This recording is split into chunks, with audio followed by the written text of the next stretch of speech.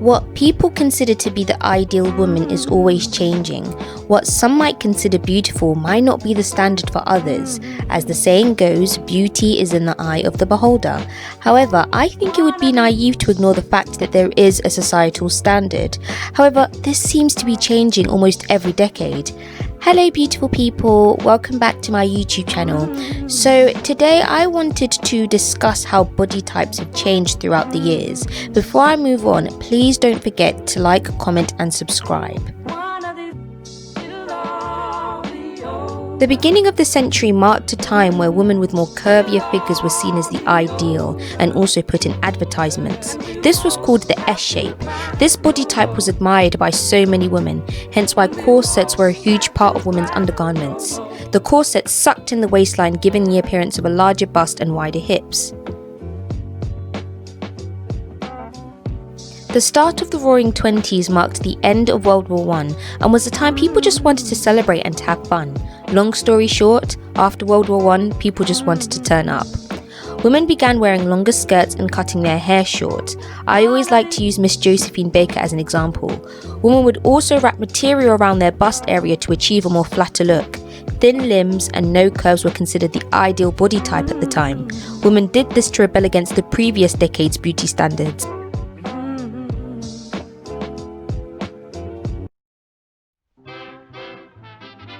The 1930s was a time that marked the end of celebrating as the stock market crashed in 1929.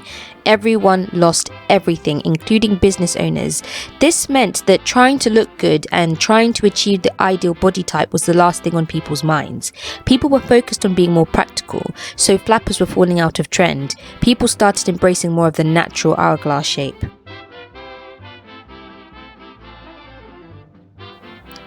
The 1940s marked the beginning of World War II. With men being sent off to fight, women were left to work in factories to help build bombs and necessary war items. Fashion back then brought us shoulder pads, pencil skirts and torpedo bras. Again, with people just focusing on war, many people weren't really worried about body type. In the 1950s, people started turning up again. This also marked the beginning of the civil rights movement. Over in the UK, people from the West Indies came over to help rebuild the British economy after the war. The media started to promote curves again with a full figure. Dorothy Dandridge and Marilyn Monroe were seen as the most beautiful women at the time because of their full hourglass figures. During this time, they were selling bum pads and weight gaining supplements. The 60s marks the moon landings, the assassination of MLK and Malcolm X, and the birth control pill was also introduced. The body ideals drastically changed and were very different to the full hourglass figures that they promoted in the 50s. Models like Twiggy promoted more of that thin look. As a result, women started dieting. The 70s marked an era that was all about discos and white suits. The 70s also introduced us to Star Wars, which I don't really care for honestly. The body type that dominated the 60s was pretty much still present throughout the 70s. The 70s was just a chilled out time. People were just focused on dancing and going to discos and things like that.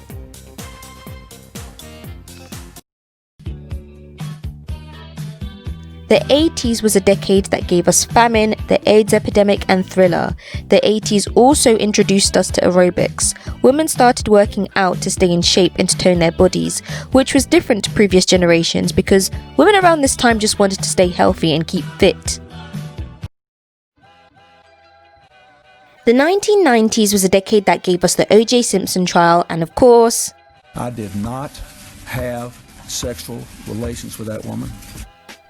Honestly, I think the 90s was like an American high school movie drama. This decade was a time when modelling started to rise in popularity. Supermodels were seen on billboards and were also seen on adverts. Models like Naomi Campbell made the slim look more popular. Because women wanted to look like the supermodels of that time, many women strived to look slim. The early 2000s gave us 9/11, Barack Obama and reality TV. The early 2000s was when women strived to look stick thin, have a flat stomach and huge boobs. With the rise of plastic surgery, many women got boob jobs to achieve this look.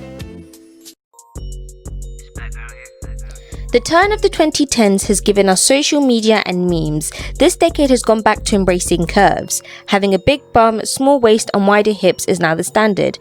Plastic surgery is now popular in this decade than any other previous decade. I also think that we finally started realizing that not all women have the same body type. And now we've started accepting the fact that women have different bodies. Plus size models are a sign that we're slowly moving forward, because we've started to accept that you don't have to be a skinny model to be beautiful.